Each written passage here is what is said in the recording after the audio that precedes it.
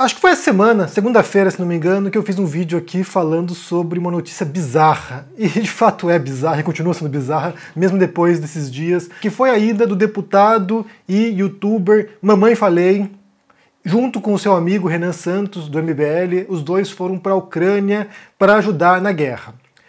E daí, ontem, o Mamãe Falei compartilhou uma foto aqui nas redes sociais, né? Tá ele aqui sentado aqui em meio aos engradados de cerveja, engradados de bebida, de vodka também, e ele diz o seguinte aqui: nunca imaginei que um dia nessa vida ainda faria coquetéis Molotov para o exército ucraniano. Com Renan Santos, MBL. Você tem um deputado estadual, um servidor público do estado de São Paulo, que desbancou do Brasil, veio para a Europa, foi lá para a Ucrânia para ajudar a produzir coquetéis Molotov para os ucranianos. Aqui ele fala para o exército ucraniano, mas possivelmente para os civis ucranianos atacarem os invasores, né, os russos. Essa foto aqui me levou a várias questões, a várias dúvidas, porque realmente eu não sei qual é a lei no Brasil nesse sentido, né? Até que ponto que um servidor público pode participar e ajudar numa guerra de um outro país estrangeiro, sabe? Ajudar a matar pessoas, porque assim, esse coquetel Molotov que ele está produzindo aqui, né, supondo, né, vamos supor que ele produziu alguma coisa aqui, porque isso aqui pode ser o que se chama em inglês de um photo-op, que é a oportunidade para tirar uma foto e mostrar nas redes sociais. Então assim, ele pode simplesmente sentado ali, ô Renan, tira uma foto minha aqui, e não fez um único coquetel Molotov, mas supondo que ele tenha feito, ele está ajudando pessoas na Ucrânia, talvez a matarem soldados russos. Como eu falei, eu não sei qual é a legislação no Brasil em relação a isso, né? Eu não sei até que ponto que isso é permitido que um servidor público, ou um político, um deputado, ou mesmo um professor, um PM, por exemplo, porque eu fico imaginando a cena, né? A cena de um professor de história, por exemplo, que resolve pegar um voo para a Ucrânia para ajudar os ucranianos. Fico imaginando essa cena. É claro, né? Também tem que pensar nas condições aqui. Supondo que tivesse lá uma graninha guardada para viajar, ele vai, pega um voo, um professor, aproveita o feriadão de carnaval, pega um voo para a Ucrânia e vai lá produzir coquetéis Molotov para os ucranianos. Até que ponto isso é aceitável, né? Que o servidor público brasileiro ou do estado de São Paulo possa fazer isso. Eu realmente não sei. Um PM ou um médico brasileiro, servidor público, possa fazer isso. Porque o Renan Santos é um civil. O Renan Santos é um cidadão comum como qualquer outra pessoa. Ele tem todo o direito de pegar o voo para a Ucrânia, fazer o que ele bem entender, lutar junto com as forças ucranianas. Mas um deputado que está saindo como pré-candidato a governador de São Paulo, tem minhas dúvidas aqui. Quem souber da legislação de São Paulo, quem souber das leis brasileiras nesse sentido, talvez possa me informar melhor aqui se isso é permitido. Se um deputado, se um político, se um servidor público brasileiro pode ajudar em guerras estrangeiras. Eu suspeito que não, mas talvez seja uma situação tão exótica que nem sequer esteja prevista em lei. Mas me digam aí no comentário se vocês souberem. E um detalhe importante, né? Porque a gente falou várias vezes aqui ao longo desses últimos anos como a família Bolsonaro, como o presidente Bolsonaro, não sabe distinguir a vida privada da vida pública dele, né? Ele acha que o governo, ele acha que o Estado brasileiro está a serviço dele, pessoalmente, Bolsonaro, e da família dele, dos filhos, da parentada. Então ele é alguém que confunde a máquina pública com a vida privada dele. E o MBL não é tão diferente, ao pensar. É claro que em outro sentido, mas aqui você tem pessoas, né, que não compreendem a distinção entre vida pública e vida privada deles. Que ações na vida privada, sendo ele um deputado, impactam também na vida pública dele. Nesse caso, há elementos da vida privada de um deputado que estão resguardados, de um político, né, que estão resguardados, mas há questões da vida privada que podem sim respingar na vida pública, e aí sim isso pode haver punido, inclusive, né, talvez no Conselho de Ética. Mas realmente para mim é assustador pensar numa figura política brasileira indo não apenas prestar serviço humanitário na Ucrânia, porque nesse sentido, faça. Se ele quer fazer, faça. Mas ajudar a preparar coquetel Molotov, que pode vir a matar um soldado russo, eu não sei até que ponto que isso não pode criar, inclusive, um incidente diplomático, né? Pensando que o Brasil está adotando uma postura de neutralidade, que a gente pode questionar, inclusive, né, se é a melhor postura que o Brasil pode adotar, se alinhando ao Putin, né? Então, assim, o Brasil sempre na contramão do mundo, mas realmente, para mim, isso aqui é inacreditável, mas me digam aí no comentário o que vocês pensam. Como eu falei, se vocês quiserem ajudar, ajudem. Muitas pessoas estão ajudando a Ucrânia, os ucranianos estão mandando alimentos, remédios, roupas. Aqui, onde a gente mora também, a escola onde meu filho estuda, estão reunindo mantimentos, estão reunindo material para mandar para lá. Então, assim, quem quiser ajudar, ajude, mande dinheiro, mande recursos, mande, sabe, mantimentos. Quem puder e quiser fazer isso, pode fazer. Mas, se você pensar na situação oposta, Se fosse pensar, por exemplo, num servidor público ou num deputado estadual de São Paulo indo para a Rússia, ou indo para as regiões ocupadas lá na Ucrânia onde estão os russos, ou indo para a Bielorrússia ajudar a invasão russa, imagino que o MBL estaria com os olhos regalados agora e apontando o dedo para esse deputado que estaria ajudando os russos. Estaria denunciando isso, estaria pedindo a cassação desse deputado, ou seja, imagino que se fosse uma situação contrária, eles não estariam achando muito legal essa ideia não. Eles estariam condenando veementemente e apontando o dedo.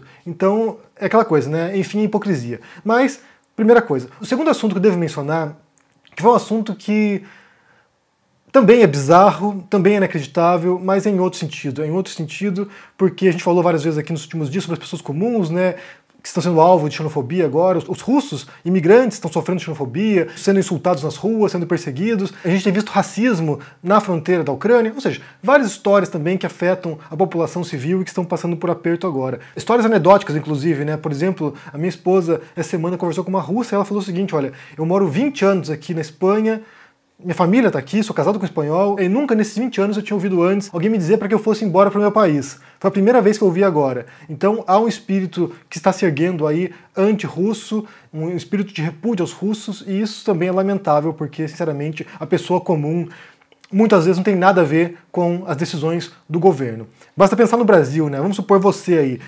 O brasileiro hoje tem uma reputação muito ruim no mundo também. O brasileiro tem uma reputação agora de eleitor de fascista. É a reputação que tem no mundo. O brasileiro é visto com um certo repúdio, sabe, um certo... que estranho, né?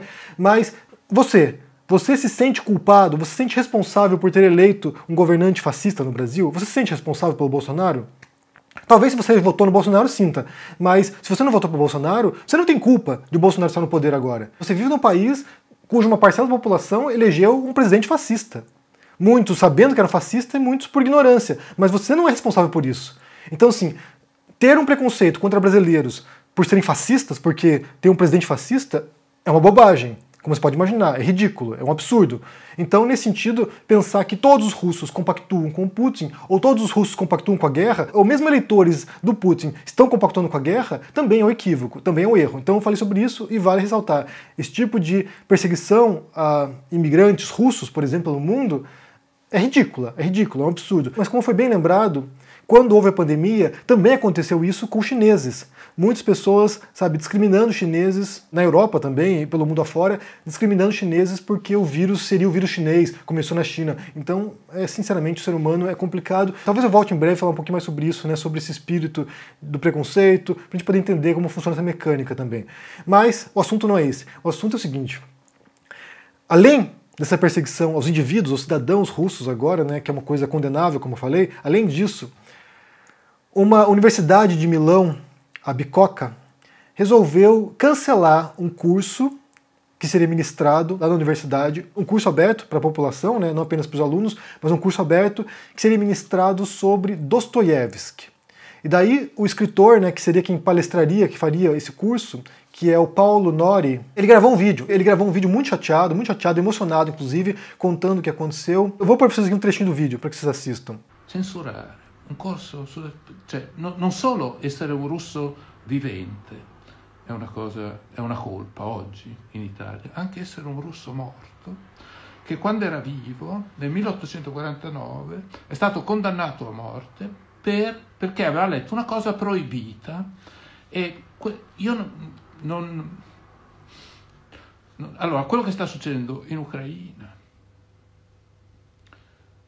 è una cosa orribile e mi viene da piangere solo a pensarci.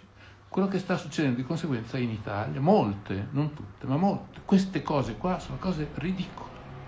Cioè un'università italiana che proibisce un corso su Dostoevskij per la situazione, è una cosa che io non credo, non ci credevo. Quando io ho letto questa mail, non ci credevo. È una cosa che non ha... Cioè, secondo me bisognerebbe parlare di più di Dostoiévski in questi giorni. Você percebe pela voz dele embargada como me parece absurdo isso, né? Como, sabe, embora seja condenável que russos, atualmente, né, russos imigrantes ou russos na Rússia, sejam condenados, sejam repudiados, sejam perseguidos por causa da guerra, embora isso já seja ridículo, que um autor, um escritor russo morto que morreu em 1880 e pouco, não sei exatamente a data, sabe, um autor russo do século XIX, seja cancelado na universidade, né, a palestra sobre esse autor, é simplesmente inimaginável. Sinceramente, isso aqui atinge as raias do absurdo. É simplesmente inacreditável mesmo.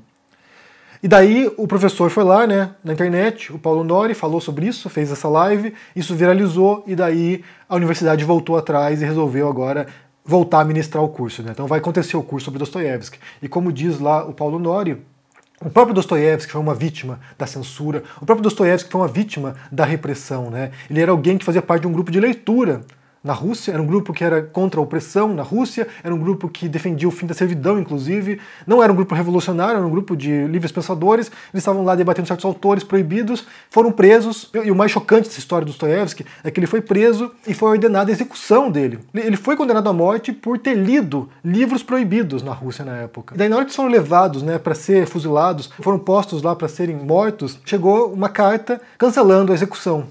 Uma carta do Czar, se não me engano. Chegou uma carta cancelando a execução. E daí, os soldados, vamos trollar esses caras aí. E resolveram continuar a execução, né? Resolveram, não continuar a execução, resolveram encenar a execução. Então, assim, isso foi uma coisa que marcou a vida do Dostoiévski. Durante muito tempo ele escreveu sobre isso e contava essa experiência, né, de quase morte dele, de ter sido executado virtualmente. Quase morreu por causa disso. E depois foi preso, ficou tempos preso na Sibéria, em condições subhumanas. Então, assim, foi alguém que passou por poucas e boas aí, e alguém que tem uma literatura muito sofisticada. Eu falei dessa semana, inclusive, acho que foi na terça ou quarta-feira que eu mencionei sobre autores que me influenciaram, autores que misturam filosofia com literatura, e o Dostoiévski é um desses casos. É um dos grandes autores da humanidade, não apenas russos, é um dos grandes escritores que já pisou na face da Terra. É um dos grandes autores mesmo. Inclusive tem um autor famoso, que é o Mikhail Bakhtin, escreveu um texto sobre Dostoiévski, falando que o Dostoiévski inaugurou um estilo novo chamado de romance polifônico. O que é isso? Romance polifônico é quando o Dostoiévski, que inaugura essa forma, utiliza diferentes personagens, diferentes vozes na história, que vão se entrelaçando ao longo da história e vão defendendo diferentes posições ao longo do texto. São personagens orgânicos, personagens complexos e que não há uma visão única na história. São diferentes perspectivas. Quando você lê, por exemplo, Irmãos Karamazov, são 3 irmãos, o Dmitri, o Ivan e o Alexei. E esses 3 personagens, que são os protagonistas da história, são muito diferentes um do outro. E o Dostoiévski consegue mostrar as vozes desses personagens. Por isso que é polifônico, porque são diferentes vozes, né, diferentes sons, como se fosse uma sinfonia.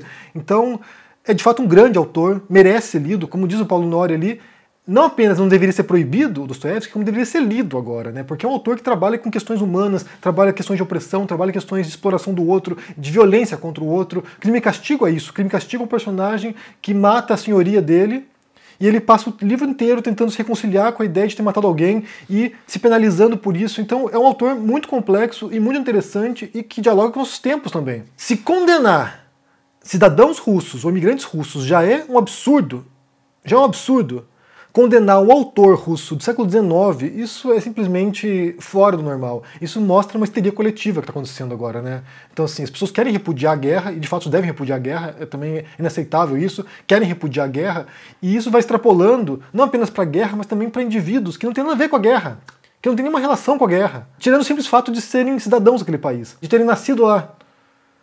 Então, simplesmente é inaceitável, é incompreensível, e eu compreendo a tristeza do Paulo Nori, porque ele fala de um autor que possivelmente mexeu com ele, que faz parte da sua história como escritor também, e não poder falar desse autor agora por causa de uma guerra envolvendo a Rússia, não faz sentido, não faz sentido. Bem, me diga o que vocês pensam sobre essas 2 histórias aí. Primeiro sobre Mamãe Falei produzindo coquetéis Molotov para os ucranianos. Se isso é legal, na verdade, né? Eu queria saber se isso é legal, se isso é permitido pela lei brasileira. Como eu falei, o Renan Santos são dos 500. O Renan Santos está lá como civil, ele faz o que bem entender. Se ele quiser morar na Ucrânia, ele mora na Ucrânia. Mas Mamãe Falei, deputado estadual, não sei até que ponto que isso é legal. Mas me digam aí no comentário, e também sobre essa história de quererem cancelar um curso na Itália, isso, né? Em Milão, cancelarem um curso sobre Dostoiévski para não atiçar os ânimos das pessoas, para não causar polêmica. E causaram polêmica ao cancelar o curso, né? Então, assim, a universidade não queria holofote, piorou a coisa aí. Mas me diga o que vocês pensam no comentário, deixem um joinha, se inscrevam aqui no canal, se torne um membro ou um apoiador para dar uma força e se cuide por aí. Um abração e até mais. Tchau! E aí, meus amigos e amigas que seguem o Henry Bugalho, eu sou Eduardo Moreira e tenho um convite muito especial para vocês. No dia 10 de março, uma quinta-feira, às 8 horas da noite, eu vou dar uma aula gratuita chamada As 5 lições fundamentais para se investir corretamente. 5 lições, 1 hora e uma visão completamente nova para te permitir entender o que são os investimentos, os riscos que existem nos investimentos e até se proteger de todas essas barbaridades e armadilhas que os bancos e corretoras pregam a todo instante. Não percam essa aula. Para se inscrever é super simples. Só você clicar no link que vai estar aqui em cima ou aqui embaixo e aí no dia 10 de março, quinta-feira, às 8 horas da noite, a gente vai estar junto. Um abraço e até lá!